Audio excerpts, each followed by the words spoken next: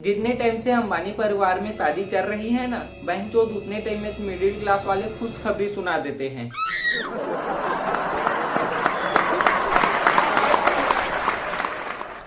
और ऊपर से बहनचोद दे रिचार्ज। लौड़ा अब ना लोग सोच समझ कर ही मोहब्बत करेंगे, क्योंकि रिचार्ज इतना महंगा हो गया है।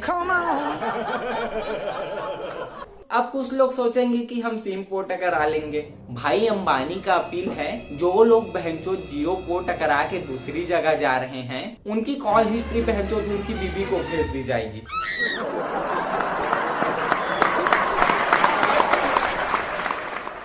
वैसे तो मेरी बीवी चली गई। अच्छा, मैं आपको अपने वाइफ के बारे में बताता हूँ। मैं ना पहले अभी हूँ उससे ज्यादा मोटा था। बहनचोद मैं अक्सर सोचता रहता था कि ऐसा क्या खाऊं जिससे मैं पतला हो जाऊं, लेकिन लौड़ा सोचता खाने की ही बारे में था।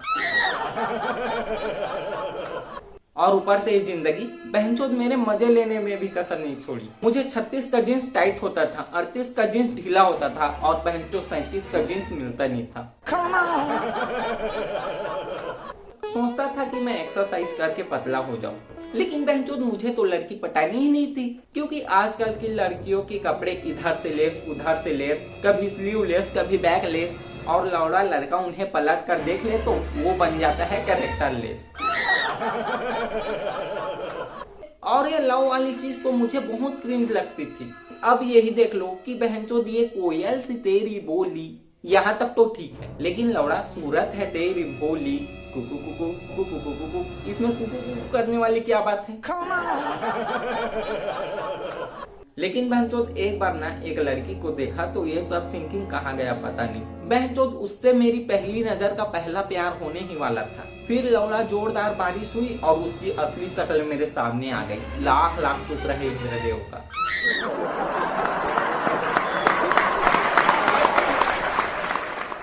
सोचता था बहनचोद ये जीएफ ना पाने वाले दुख को अपने दोस्तों को बताऊं, लेकिन लौड़ा आजकल लोगों को दुख बताने से दुख आधा नहीं दोगुना हो जाता है। फिर बहनचोद मैंने ना ये बेजुबान पड़ी जिंदगी में रंग खोल दिया। मुझे मिल नहीं रही थी गर्लफ्रेंड बनाने के लिए कोई फलानी, इसलिए लौड़ा मैंने टमाटर का बिजनेस खोल दिया। और वो भी इसलिए क्योंकि मुझे अपनों ने लूटा, गैरों में कहा दम था। 2 किलो टमाटर घर आके तौला तो लौड़ा उसमें 3 टमाटर कम था। यार पहले ना मैं बहुत गरीब था, मेरे पास ज्यादा पैसे नहीं होते थे। एक बार तो मैं अंडरवेयर लेने गया तो दुकानदार से पूछा ये अंडरवेयर कितने की है, वो बोला 120। तो मैंने कहा गारंटी है। बहनचोद इधर 15 से 20 दिन में 11 से 12 पुल गिर गए, कई एयरपोर्ट की छतें गिर गई और लौड़ा मुझे कच्चे में गारंटी चाहिए थी। और टमाटर का बिजनेस खोलने से पहले मेरा एग्जाम हुआ था। बहनचोद मुझसे पहला सवाल छूट गया, तीसरा आता नहीं था, चौथा करना भूल गया और दूसरा लौड़ा वही गलत हो गया।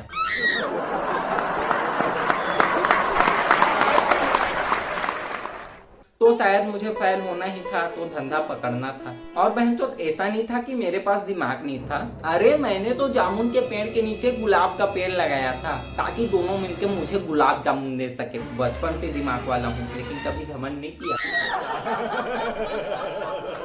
वो तो एग्जाम में मैं इसलिए चूक गया क्योंकि मैं बस संडे को पढ़ता था। लेकिन आपको पता है ये लौड़ा संडे बाद 2 घंटे का रहता है, फिर मंडे आ जाता है। चलो ये भी संडे ठीक है, लेकिन बहनचोद बचपन का संडे तो बहुत खतरनाक होता था। मम्मी ना पूरे हफ्ते का मैल निकालने के लिए रगड़ रगड़ के भैंस की तरह नहलाती थी। मेरा ना पास होने का बहुत कम चांस था।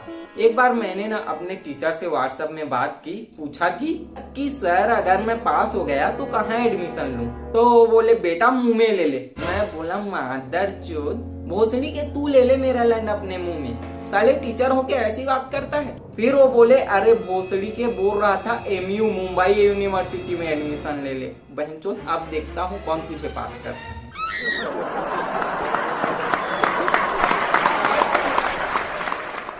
इसलिए मैं काम धंधा में लग गया था। फिर ना हमारे घर में शादी के कई कार्ड आने लगे और ये बहनचोद शादी वालों को शादी कार्ड में खाने का मेन्यू भी छपवाना चाहिए ना।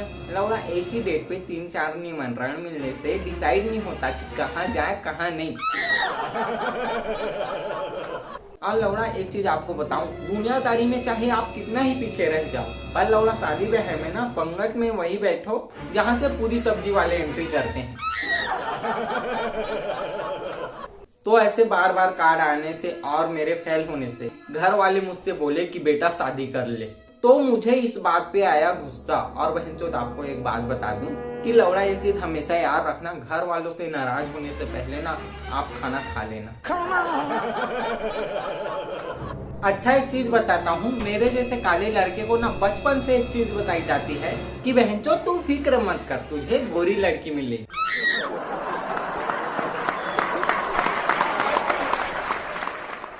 तो मैं मान गया शादी के लिए, लेकिन जब लड़की ढूंढने निकला तो समझ लो बहनचोद मिर्जापुर सीजन 3। लौड़ा पूरा मिर्जापुर सीजन 3 में गाड़ियां इधर से उधर घूम रही थी। गाड़ी उठाए चल दिए जौनपुर, गाड़ी उठाए चल दिए भदोही, कभी इलाहाबाद, कभी लखनऊ, कभी बलिया तो कभी मेरठ और सिवान तक गाड़ी से जा रहे थे। बहनचोद सुबह लखनऊ तो शाम को सिवान। एक बार तो बहनचोद गाड़ी उठाए डायरेक्ट चल दिए काठमांडू नेपाल। लौड़ा वो लोग पूर्वांचल का बाहु बनने के बजाय ट्रेवल फूड ब्लॉगर कहीं नहीं बन जाते झोपड़ी के।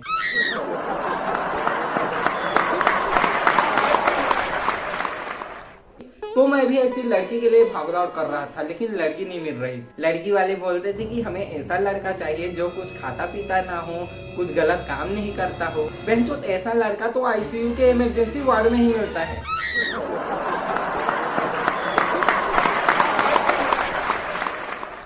फाइनली एक लड़की मुझे मिली, तो हम दोनों ना रूम में बात कर रहे थे। मैंने उस लड़की को अपने मन की बात बोले कि कुछ दिन ना हम लोग साथ में रहकर देख लेते हैं, अगर हम दोनों के मिजाज मिले तो शादी कर लेंगे, और अगर कोई गलती हुई तो अलग हो जाएंगे। तो वो बहनचोद बोली तो गलती किसके पास रहेगी।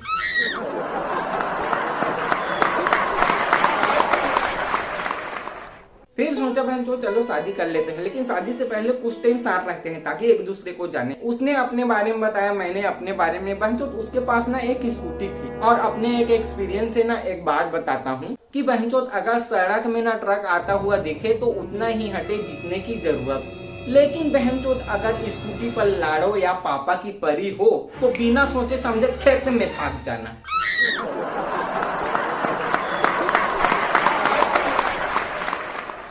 फिर हमारी शादी हुई। बहनचोद मैंने सोचा था कि हम दोनों फिल्मों में इस्तेमाल होने वाले तकिए जिससे लड़ते लड़ते हीरो हीरोइन उसके परखच्चे उड़ा देते हैं, तो वैसी हंसी खुशी से हम लेंगे। लेकिन बहनचोद वैसी तकिया मिलता ही नहीं। बहनचोद हमारे घर का तकिया ऐसा है, एक बार ना मुझे मम्मी ने फेंक कर मारा था, 2 मिनट तक कोमा में चला गया था।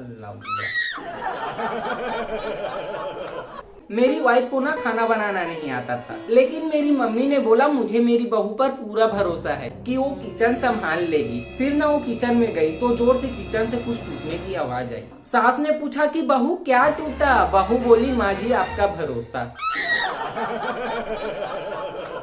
उसे ना घूंघट ओढ़ना भी नहीं आता था। बहनचोद लड़कियों और महिलाओं को ना घूंघट और दुपट्टा ओढ़ना शोले फिल्म के ठाकुर से सीखना चाहिए। बहनचोद दोनों हाथ कटे हुए थे, फिर भी लौड़ा मजाल है चादर जरा सा भी खिसक जाए।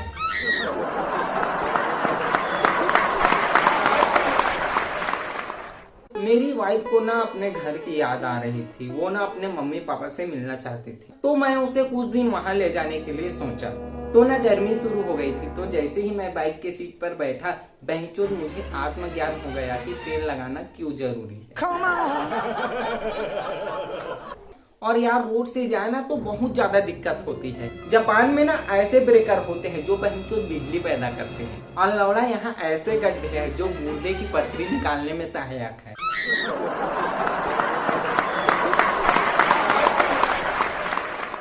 इसलिए मैं अपनी वाइफ को ट्रेन से ले गया। तो ना मैं जैसे ही ट्रेन से उतरा, एक आदमी ने मुझसे पूछा कि भैया ये कौन सा स्टेशन है? तो बहनचोद मैंने भी बोल दिया रेलवे स्टेशन है। बस लौड़ा इतनी ही बात थी, पता नहीं उसने मुझे झापड़ क्यों मारा। एक तो लौड़ा इतनी गर्मी में आया, ऊपर से लौड़ा झापड़। यार पता है किसी को गर्मी पसंद है तो किसी को सर्दी। मुझे ना गर्मी में सर्दी पसंद है और सर्दी में गर्मी। अच्छा, मुझे आपसे एक बात जाननी थी। हम लोग ना रेलवे स्टेशन से उसके घर जा रहे थे, तो रास्ते में खेत पड़ते थे, तो उसमें ना वो फिसल गई। तो बहनचोद मुझे पूछना ये था कि अगर ऐसे बीवी फिसल कर गिर गई तो अपनी हंसी कैसे रोके।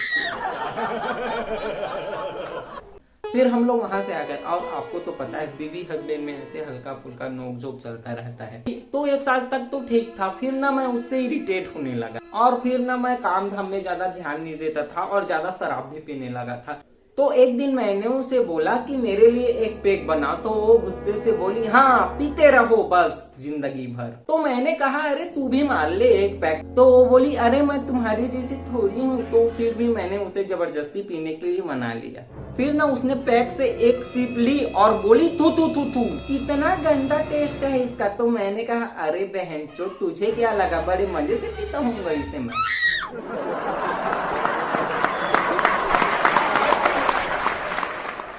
फिर ना उसने मुझ पर गुस्सा किया, तो मैंने उसके मायके वालों को कुछ बोल दिया। तो वो बोली, तुम हर बात पे मेरे मायके वालों को क्यों बीच में ले आते हो, जो बोलना है सीधे मुझे बोलो। तो मैंने कहा, देखो बहनचोद, अगर टीवी में कोई खराबी आती है तो टीवी को थोड़ी बोलते हैं, गाली टीवी बनाने वाले को देते हैं।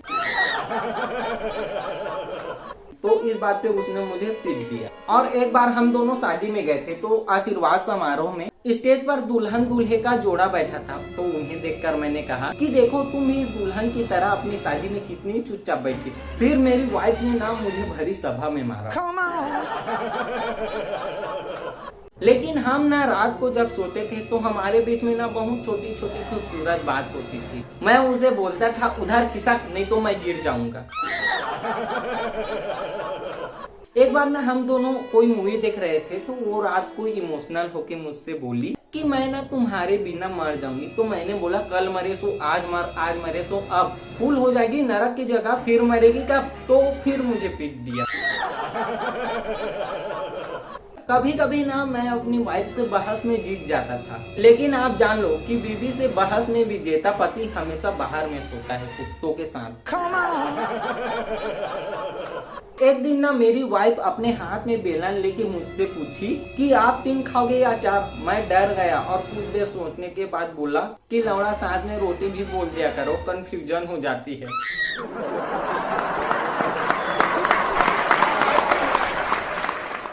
बीविया ना अपने पति को हमेशा ऐसी डरा धमका के रखती है और अपनी सहेली से बोलती है कि अगर उन्हें पता चला तो वो मुझे कच्चा खा जाएंगे।